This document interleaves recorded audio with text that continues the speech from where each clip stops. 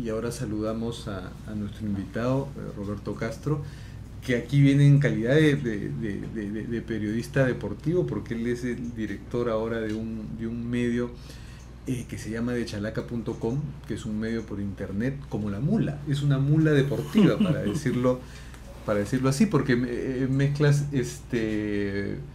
la posibilidad de que algunos blogueros, ¿no?, escriban sus temas con notas del propio medio, ¿no?, tuyas y de un staff. Y además Roberto, por cierto, es periodista económico.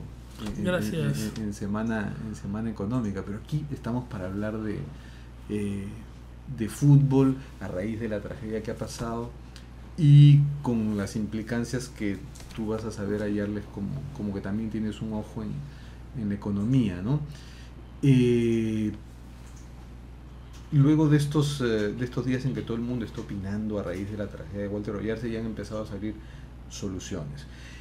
La más drástica ha sido hasta ahora la que ha dictado el gobierno. A mí me hubiera encantado que sean los propios implicados, los actores del fútbol, los que propongan los correctivos, pero ha tenido que ser el gobierno. Muy mal para ellos. ¿Te parece acertada la salida del gobierno de este cierre temporal de estadios? No, está Fernando, gracias por la invitación y por la introducción. Y sí, yo coincido plenamente contigo. A mí me parece que hay cosas acá que las debió hacer el fútbol, ¿no? Y acá se me entremezclan dos cosas, ¿no? Primero, lo que yo creo que es una medida desacertada o en todo caso engañosa o populista por parte del gobierno, que en realidad no ataca el problema de fondo, sino no sé qué, es un paliativo muy por encima y creo que para contentar una demanda bastante difusa y variopinta de sectores, entre los que se mezclan quienes están indignados por el tema y también quienes están estructuralmente en contra del fútbol y etcétera más. Y por otro lado, lo que denota una falta de liderazgo en la dirigencia deportiva, ¿no? Porque acá hay que distinguir, creo que, la responsabilidad de la culpa. La culpa de este crimen, este atroz crimen, en primer lugar del Loco David y del por supuesto, Payet y de algunos única otros, y exclusivamente la culpa es de los asesinos que hayan ocurrido, si es que finalmente esto fue un asesinato, que es lo que todavía tiene que investigarse. Pero también puede haber culpa más allá, sí, implicancia penal de responsables. Exacto. La asociación de palquistas, el dueño del palco donde se... Claro, yo creo que ahí puede haber terceros responsables, pero la responsabilidad integral, la responsabilidad deportiva del asunto es del club organizador. Del club organizador y de los entes superiores, en este caso el organizador del torneo, que es la Asociación Deportiva de Fútbol Profesional, y la Federación Peruana de Fútbol como ente superior. ¿Ya? Son esos tres niveles. Ahora, ¿qué es lo preocupante aquí? Que en los días posteriores al hecho, la posición, si se expresó de estos entes, tanto de Universitario, de que yo no espero nada por la crisis institucional que tiene, de la Asociación Deportiva de Fútbol Profesional, que emitió un comunicado pero muy tibio y con poca firmeza, y de la Federación Peruana de Fútbol, donde el señor Manuel Burga pues se manifestó ya después de que el Ministerio del Interior había dado la posición al respecto, aceptando una responsabilidad, lo cual es saludable, pero es un poco reflejo pues de esta crisis de liderazgo que hay en el fútbol peruano, ¿no? Porque claro, y eso es terrible, porque todo esto agarra a la dirigencia deportiva con las pilas muy bajas, ¿no?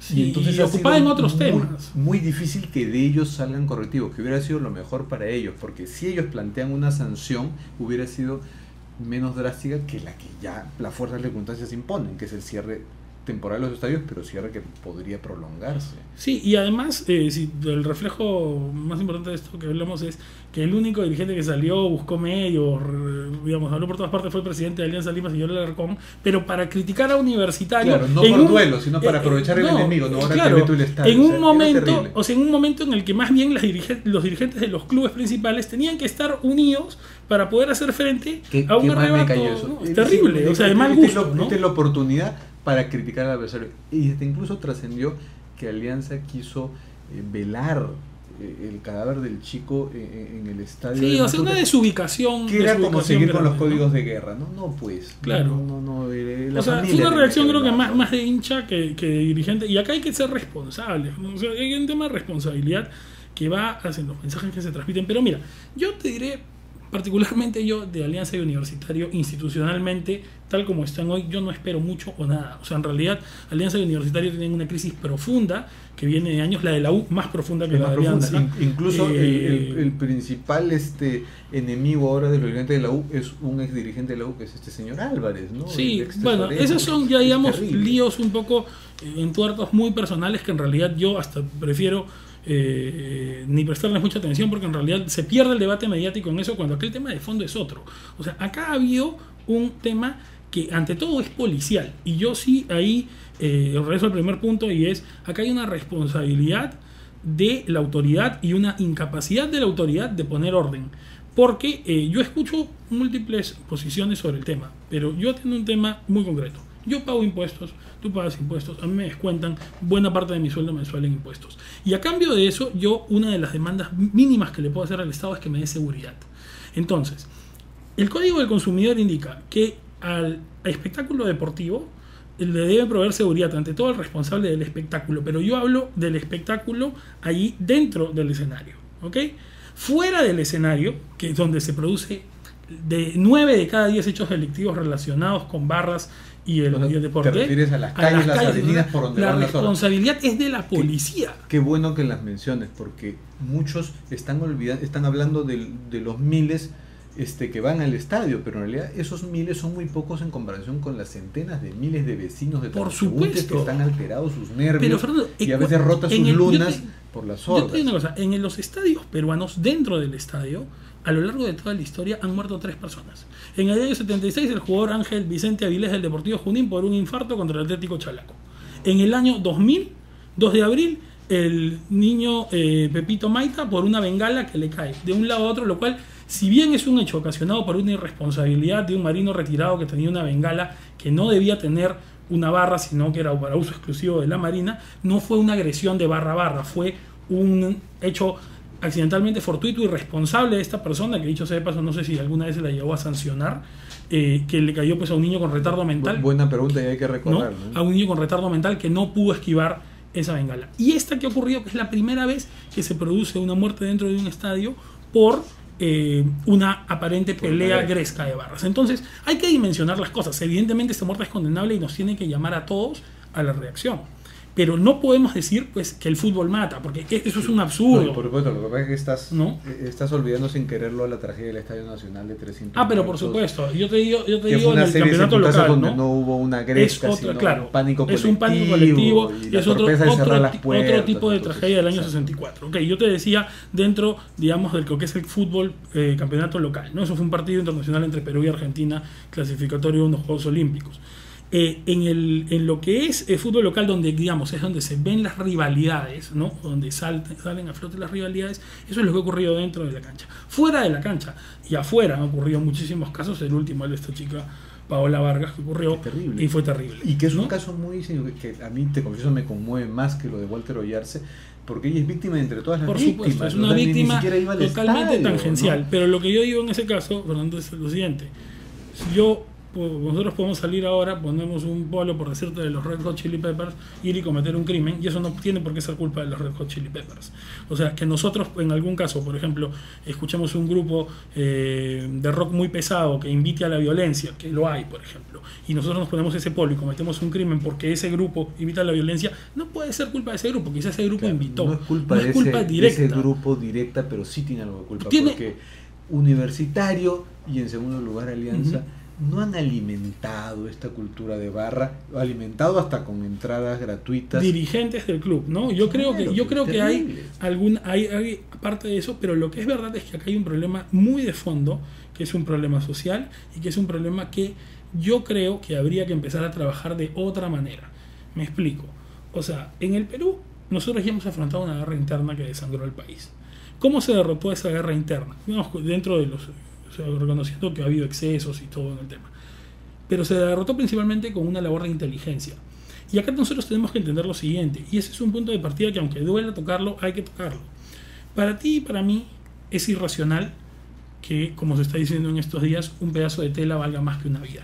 Pero si queremos derrotar a un enemigo que está alterando nuestra tranquilidad, nosotros tenemos que partir por entender que hay personas para las que ese pedazo de tela sí vale más que una vida. Y ¿Te refieres a la banderola? Exacto, porque lo que pasó con Walter Oyarse aparentemente no tenía por móvil matar a nadie, tenía por móvil rescatar una banderola, ¿ya? Que aparentemente fue sacada a tiempo del estadio. El tema de fondo aquí es que nosotros, para poder tratar ese enemigo, tenemos que entender que esta gente fanática, que no son todos los hinchas de Alianza Universitario, que no son todas las barras que se conglomeran en las tribunas sur o norte, que son solo algunas facciones que son conocidas, dentro del fútbol son facciones conocidas, y que si lo saben los hinchas del fútbol, lo sabemos los hinchas del fútbol, lo tendría que saber más la policía. Claro, ellos tienen una guerra, están en su propia guerra. O sea, digamos que Walter Oyarse, en esa lógica, no ha sido una baja civil como Paola Vargas, ha sido un soldado que ha caído.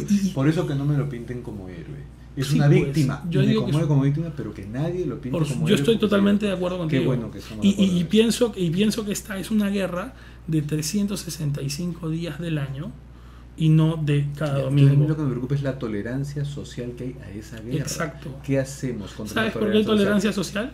Porque en el terrorismo tú y yo éramos enemigos del terrorismo dentro del imaginario ideológico de quienes eran terroristas, porque nosotros podíamos ser, estábamos dentro de la estructura mental de ellos en contra de su posición, ¿okay? A pesar de que nunca nos lo hubieran consultado o no, simplemente nosotros de alguna manera éramos parte del establishment y éramos opuestos a ellos. ¿Qué pasa en este caso? Tú ni yo somos enemigos de nadie hasta que nos pongamos una camiseta. Nos ponemos una camiseta y pasamos a ser parte de esa guerra, quizás sin quererlo, ¿ya? Pero es una guerra, como te digo, de sectores bastante específicos. Yo que pienso que es un tema de labor simplemente muy focalizada, de labor de inteligencia. Hoy día redes sociales, en las redes sociales ves con nombre propio es fácil gente exigir a las autoridades, a la policía, que redoble la seguridad y la inteligencia. Tienen que hacerlo, por supuesto, y pagamos para eso. Pero a mí me interesa mucho el ver qué sanciones podemos exigirles a ellos, primero que se autoimpongan, y si no se las quieren autoimponer, se las imponemos a los clubes responsables, sobre todo a Universitario y Alianza, porque Alianza no solo es víctima. Lo que pasa es que un chico de Alianza ha muerto, pero no sería interesante que haya una sanción específica para ese par de clubes, porque hay muchos otros que están pagando. Mira, yo tengo una cosa, perdón, que no jueguen el próximo campeonato, la U y Alianza, que se retiren. Hay que diferenciar dos cosas. ¿Qué te parecería eso? En el ámbito deportivo, yo creo que acá lo que convendría haber aplicado es una sanción al club local, en principio, que es el organizador del espectáculo, y que así como cuando en el Cusco tiran piedras se le cierran el estadio al Cienciano, que ha pasado más de una vez, acá un número, entonces proporcionalmente tendrían pues que impedirle jugar al local durante cierto tiempo. Es una sanción potencial. Eso por lo que acaba de pasar, pero históricamente es Alianza, son los titulares de la guerra y los que más causan este enfrentamiento, que además se multiplica todos los días en pandillas que su pandilla que está asociado a la hinchada, no trascienden tanto en los medios, ¿no? Exacto, que es un problema. Entonces, ¿no sería interesante que de ellos sale, y si de ellos no sale, que salga de la sociedad de las autoridades el plantearles un retiro, que U y Alianza no jueguen por un tiempo? Yo creo que más que eso, lo que tiene que pasar, yo creo que, a ver, o sea, nadie tiene comprado nada y tampoco se puede desconocer la importancia de los clubes en el sistema, pero sí creo que, por ejemplo, si el Estado quiere intervenir y hacer algo para arreglar esto, primero debería intervenir donde le corresponde, que es en el ámbito fiscal. O sea, Universitario y Alianza tienen deudas enormes con la SUNAT. La SUNAT no ha ejecutado los procesos coactivos que tiene, porque la verdad, y eso es, digamos, conocido, hasta ahora nadie ha querido asumir el costo político de hacerlo. Porque ahí hay una miopía muy grande, no se piensa, no, claro, si entre estos dos clubes me juntan al 80% del electorado, ¿no? Es posible que ninguna autoridad política quiera correr el riesgo pues de meterse con estos clubes, pero lo que hasta incluso en esos términos no se dan cuenta es de que posiblemente la gran mayoría de ese electorado estaría feliz de que alguien intervenga y convierta estos clubes en lo que podrían ser, porque el arrastre popular que tienen los podría hacer instituciones modelo, eficientes, que produzcan mucho dinero y que además sean instituciones maduras que permitan tener mejores actuaciones. Para ir finalizando, ya que estás hablando no solo como periodista deportivo, sino como periodista económico también, y conoces la situación económica de los clubes, antes de que llegaras yo estaba haciendo un comentario sobre el interés político que podría tener el gobierno, luego que ha dado esta medida tan drástica que le da personalidad y protagonismo en el tema, el interés que podría tener en el manejo político del espectáculo del fútbol en la televisión. En Canal 7 ahora se está anunciando que se va a volcar mucho hacia el deporte. y teniendo en cuenta que la situación de los clubes, esta insolvencia económica, ¿no podría de pronto eso alimentar una intención del gobierno de meter ahí la garra y controlar a los clubes? Eso habría que verlo en el tiempo. Yo la verdad que pienso que, o sea, sí debe haber una intervención decidida con el tema Claro, de estoy especulando, pero yo sí atendería, con base. más bien sí atendería lo que tú decías del modelo argentino, porque es un tema que yo he seguido con bastante interés. Y en realidad sí, pues en Argentina había una intervención, claro, en Argentina lo que había es una intervención directa, además con nombre propio, buscando, digamos, perturbar a una empresa rival del gobierno, ¿no? Que es el grupo Clarín, y la intervención pues para tratar de arrebatarle al grupo Clarín el monopolio que había tenido durante muchos años en las transmisiones televisivas, ¿no? Y se genera esto que en Argentina se conoce como el Fútbol para Todos, que es un programa donde se transmiten en vivo los 10 partidos de manera continua, lo cual es muy vistoso además porque no se mezclan los partidos unos con otros, se vende muchísimo mejor el producto, que es algo que acá los dirigentes deberían aprender, no programar partidos a la misma hora, sino a horas distintas para que uno pueda verlos todos si quiere y venderlos mejor. Y ahora encima con el descenso de River Plate se quiso generar un campeonato de 38 equipos para también arrebatarle a Clarín los derechos que tenía sobre el segundo nivel o el Nacional B.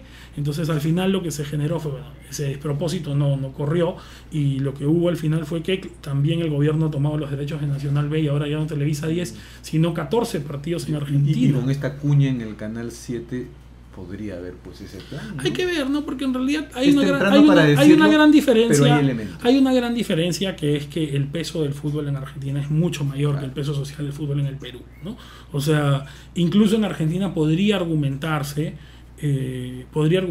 incluso desde una perspectiva un poco pasional, pero se podría argumentar que el fútbol en Argentina es un elemento de primera necesidad. A mí me encantaría, como hincha del fútbol, que en el Perú lo fuera, porque yo estoy metido en el tema y me parece que es algo que alegra a la gente cuando está bien llevado, ¿no? Claro, si no hay estos sucesos.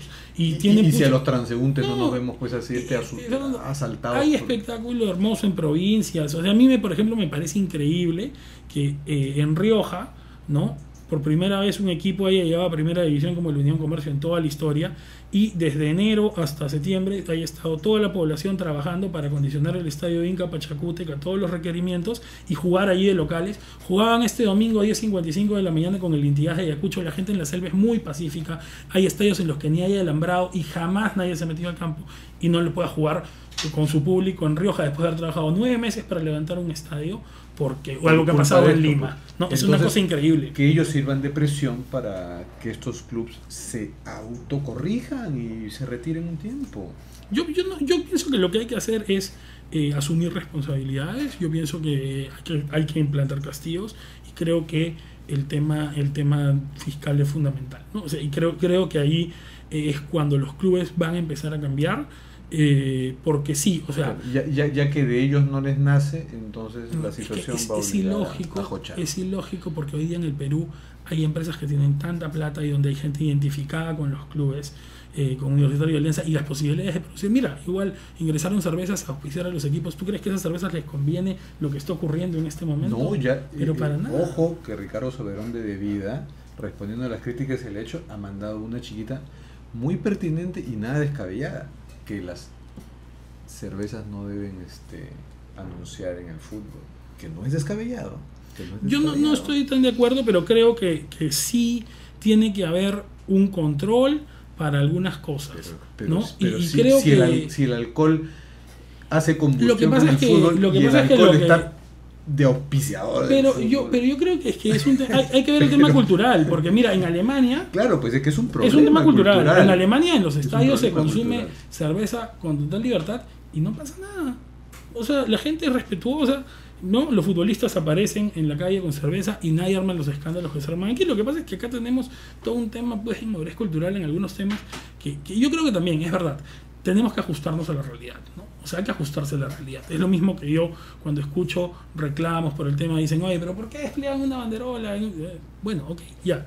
Yo no voy a cruzar la avenida Bancay, Orondo, a las 9:30 de la mañana. Desgraciadamente, ¿no? la publicidad de la cerveza es una publicidad que alimenta el machismo que engloba a esta belicosidad. Sí, yo creo que depende del posicionamiento de las cosas, pero es en realidad un tema muy complejo, pero yo pienso que hay una responsabilidad de autoridad policial y creo que los clubes, sí, definitivamente acá hay un problema de dos clubes importantes que están arrastrando al resto del sistema una vez más, ¿no? Así como ocurría con el tema de las deudas y no se pagaba y no podían jugar y se altera toda la tabla de posiciones porque se ganan puntos en mesa por las deudas de dos clubes, que en ese caso eran Universitario y Boys, que esto ocurría hace un mes. Y ahora tenemos que por dos clubes, o por uno que era responsable, y dos clubes de Alianza porque está implicado, terminas paralizando todo el sistema, porque ya no solamente se paralizó primera, sino todo segunda y Copa Perú. Que le caigan las sanciones y que se impongan ellos mismos correctivos. Bueno, Roberto, muchísimas gracias por venir. Hemos tomado unos minutos de Economía para Mulas, que es el siguiente programa que sigue con David Rivera, y con Cuéntame Otra será el próximo viernes.